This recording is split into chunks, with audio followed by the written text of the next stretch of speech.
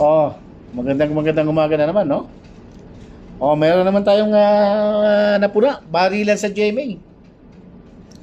Barilan.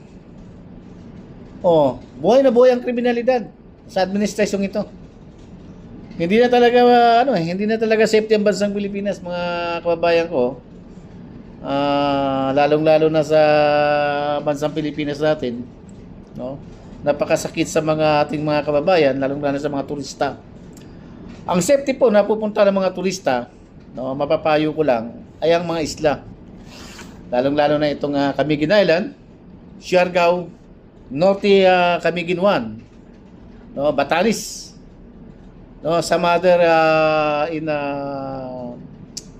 Maguindanao, no, sa Hulu-Sulu. Mga safety po 'yan, no. Hulu Island. We have another island there sa Sitangkay. Mga safety ho 'yan. Yan ang mga magagandang isla na puntahan ng mga turista at masarap umano diyan. Pero sa mga syudad, hindi po safety.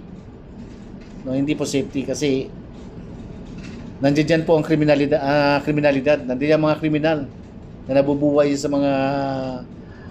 mga maraming tao. Kung saan ang kriminal, kung saan ang maraming tao, no, doon ang kriminal. Gumagawa kasi ng pera dahil sa hirap ng buhay.